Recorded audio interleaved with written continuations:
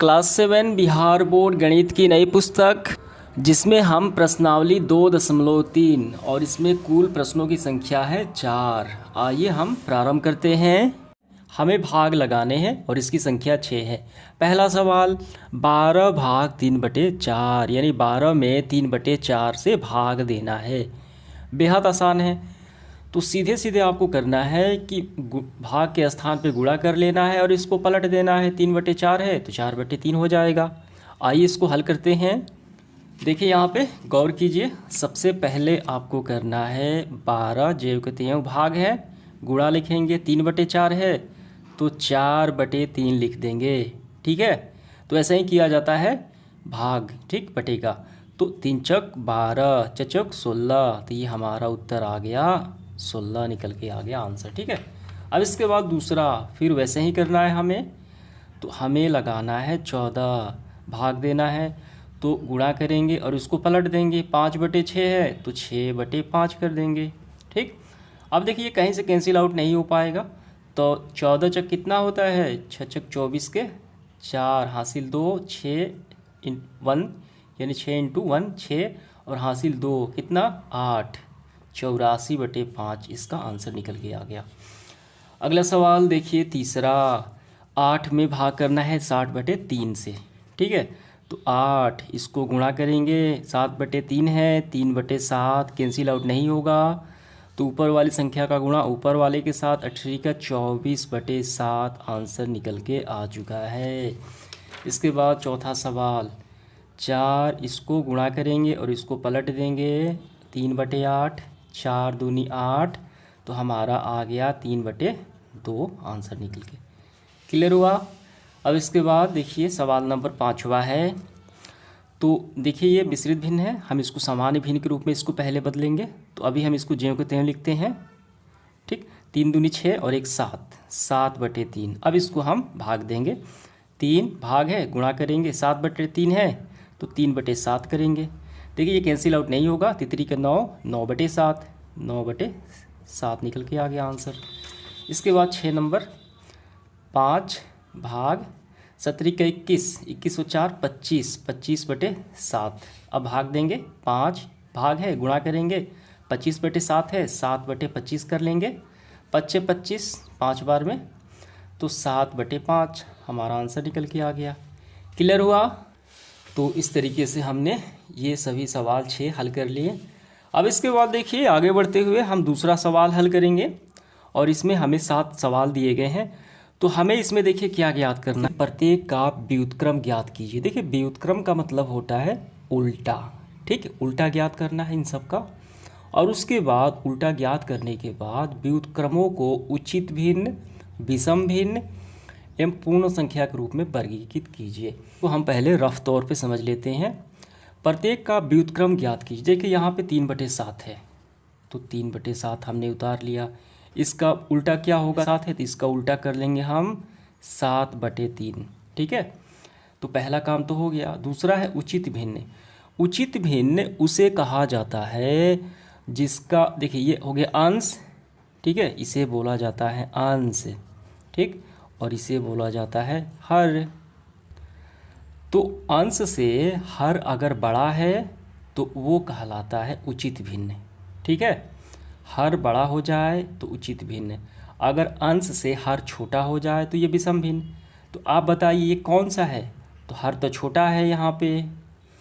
जब यहाँ पे हर छोटा है तो इसका मतलब ये विषम भिन्न है। अंश से हर छोटा है तो ये विषम भिन्न हो गया। क्लियर हुआ, समझ में आ गया। अब उसके बाद देखिए उचित भिन्न हमने बता दिया और विषम भिन्न हमने बता दिया और व्युत्क्रम भी हो गया। अब पूर्ण संख्या, पूर्ण संख्या कहा जाता है, देखिए जैसे कि गिनती की संख्याएं होती 1 2 3 4, अगर इसको शून्य से प्रारंभ कर लिया जाए वही संख्याएं रहेंगी। 0 1 2 3 4 5 6 7, ये सारी क्या है, पूर्ण संख्या है। ठीक, तो यही हमें चुन के बताना है। तो पहला काम हमें क्या करना है, इसको व्युत्क्रम करना है।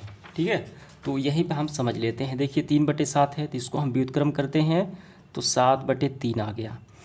तो इसका देखिए हर तो छोटा हो गया, अंश बड़ा हो गया। तो मैंने क्या बताया आपको, अगर अंश छोटा हो जाए हर से तो वो विषम भिन्न है। ठीक है, अंश बड़ा है, हर छोटा है, तो विषम भिन्न। ठीक है, तो ये प्रत्येक परिस्थिति में आपको याद रखने हैं, हर छोटा हो जाए विषम भिन्न। देखिए यहाँ पे इसको पहले व्युत्क्रम करते हैं, 5/8 है तो 8/5 करते हैं, इसका भी हर छोटा आ गया तो ये भी विषम भिन्न हो गया, विषम। ठीक है, 9/7 है, 7/9 करते हैं। देखिए इसका हर बड़ा आ गया, हर अगर बड़ा आ जाए तो उचित भिन्न, क्या लिखेंगे, उचित भिन्न लिखेंगे, उचित भिन्न आपको ऐसे ही लिख लेना है। अब इसका भी व्युत्क्रम करते हैं, 6/5 है तो 5/6 करते हैं। देखिए इसका भी जो हर है वो बड़ा आ गया, ठीक, इसके जैसा, तो ये भी क्या है, ये भी उचित भिन्न ही होगा। क्या है, उचित भिन्न, 5/6 उचित भिन्न। अब इसके बाद 12/7 तो 7/12, तो इसका भी हर बड़ा है तो ये भी क्या होगा, उचित ही होगा, उचित।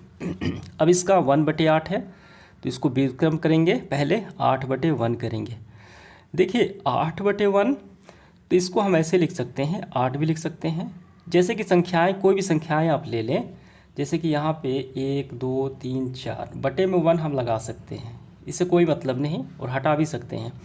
ये सारी क्या है, पूर्ण संख्याएं हैं, तो 8 तो पूर्ण संख्या है, हमने पलटने पर तो ये हो गया पूर्ण। ठीक है, पूर्ण संख्या। क्लियर हुआ, 1/11 है तो 11/1, इसके जैसा ही आ गया 8/1। तो वो बटे में 1 लगाएं या ना लगाएं, ये पूर्ण संख्या ही है 11। ठीक है, तो ये हो गई पूर्ण संख्या। क्लियर हुआ, उम्मीद करता हूँ ये आपको काफ़ी अच्छे से समझ में आ गया होगा। ठीक है, तो चलिए आगे बढ़ते हैं प्रश्न क्रमांक 3 की तरफ, हमें भाग लगाने हैं। ठीक, आइए इसका पहला सवाल है 7/3, तो इसमें भाग देना है 2 से, तो कौन पलटेगा, तो पलटेगा 2, यानी जिससे भाग लगाया जाए उसी को पलटा जाता है। ठीक है, जैसे कि यहाँ पे कौन पलटता था, 3/4। ठीक, यानी 12 में इससे भाग लगाया जाता है, तो जो भाग लगाया जाता है उसी को पलटा जाता है। ठीक है, तो 3/4 था तो 4/3 हो गया था, गुणा यहाँ पे हम लिखते थे। तो ठीक इसी प्रकार हम करेंगे, 7/3 ज्यों के त्यों बटे में 1 करेंगे और इसको पलट देंगे। ठीक है, तो आइए हम इसको हल करते हैं। देखिए यहाँ पे काफ़ी गौर कीजिए, तो हम यहाँ पे करेंगे 7/3 भाग है, तो हम इसको देखिए पहले भाग ही लिखते हैं, बटे में 2/1 हम लिख लेते हैं। तो 7/3 भाग है, गुणा करेंगे, 2/1 है, 1/2 कर लेंगे। ये कहीं से कैंसिल आउट भी नहीं हो पाएगा, 7 में 1 से गुणा करें, 7 आ गया, 3 दूनी 6 आ गया, तो 7/6 आ गया इसका उत्तर, काफ़ी सिंपल तरीके से। अब इसके बाद देखिए वैसे ही करेंगे, 4/9, ठीक, भाग यहाँ पे 5/1, 4/9 भाग है, गुणा करेंगे, इसको पलट देंगे 1/5, तो ये भी कैंसिल आउट नहीं होगा। 4 ऊपर वाली संख्या का गुणा ऊपर वाले के साथ, और यहाँ से 9×5 = 45, ठीक, 4/45। अब इसके बाद देखिए इसका सवाल नंबर 3, फिर वैसे ही 6/13। अब इसको हम कर दें, देखिए गुणा लिखेंगे, 7/1 है, बटे में 1 है, तो 1/7 आ जाएगा। क्लियर हुआ, तो ऊपर वाली संख्या का गुणा 6 और 13×7 = 91, ठीक, तो 6/91 उत्तर आ गया। अब इसके बाद देखिए चौथा, इसको पहले समान भिन्न के रूप में लिखेंगे, 4 12 13, 13/3 भाग, यहाँ पे 3 बटे में 1 डालेंगे, उसके बाद 13/3 ज्यों के त्यों भाग है, यहाँ पे गुणा करेंगे और उसको पलट देंगे, 3/1 है, 1/3 है, हो गया। देखिए ये भी कैंसिल आउट नहीं होगा, 13 में 1 से गुणा, 13 और 3 का 9, 13/9 इसका आंसर हमारा निकल के आ गया। आइए अब इसके बाद 5वां सवाल, 3 दूनी 6 और 1 7, 7/2 भाग करना है, 4/1 करेंगे, 7/2 ज्यों के त्यों भाग है, गुणा करेंगे और इसको पलट देंगे, 1/4, ये भी कैंसिल आउट नहीं होगा, 7 में 1 से गुणा, 7, 4 दूनी 8, 7/8 इसका आंसर निकल के आ गया। ठीक है, अब इसके बाद देखिए इसका आखिरी सवाल है इस खंड का, सच्चक 28 और 3, 28 3 = 31, 31/7 भाग है, 7 है, बटे में 1 करेंगे, तो ये अभी ज्यों के त्यों 31/7, इसको ज्यों के त्यों भाग है, गुणा करेंगे, 7/1 है, 1/7 करेंगे, तो ये भी कैंसिल आउट नहीं होगा, 31 से गुणा 1 के साथ, 31 7 7 49, 31/49 आंसर निकल के आ गया। अब इसके बाद देखिए चौथा सवाल, इसमें हमें टोटल 8 सवाल हल करने हैं। बिल्कुल वैसा ही करना है। पलटेगा कौन, देखिए गुणा यहाँ पर लिखेंगे तो 1/2, ठीक। जो भाग दी जा रही है, जिसे भाग दिया जा रहा है उसी को पलटना होता है, आगे वाले नहीं पलटा जाता। 2/5 जो कहते हैं गुणा करेंगे, 1/2 है 2/1 कर लेंगे, ठीक है। तो आइए हम भाग करते हैं। 2/5 तो ये तो ज्यों कहते हैं 2/5 भाग है, गुणा करेंगे 1/2 तो 2/1, ठीक। तो ये भी कैंसिल आउट नहीं होगा, 2 दूनी 4 और 5 × 1 5, 4/5 आंसर निकल के आ गया। देखिए दूसरा, ठीक, 4/9 तो ज्यों कहते हैं भाग है, गुणा इसको पलटेंगे 2/3, 3/2। देखिए ये कैंसिल आउट होगा, 2 दूनी 4, ठीक, 3 का 9, तो आ गया ऊपर 2 नीचे 3, 2/3 आंसर निकल के आ गया। क्लियर हुआ। अब इसके बाद देखिए तीसरा क्या है, 3/4 तो 3/7 है, सॉरी 3/7 भाग है, गुणा 8/7 तो 7/8, 7 से 7 कैंसिल आउट, तो ऊपर 3 नीचे 8 तो 3/8, ठीक है। अब इसके बाद देखिए अगला सवाल है चौथा, इसको सामान्य भिन्न के रूप में 3 दूनी 6 और 1 7, 7/3 भाग है, गुणा इसको पलटेंगे 3/5 है, 5/3 करेंगे। तो देखिए ये कहीं से कैंसिल आउट तो नहीं हो पाएगा जी, बिल्कुल नहीं होगा। 7×5 35, 3 का 9, 35/9, ठीक।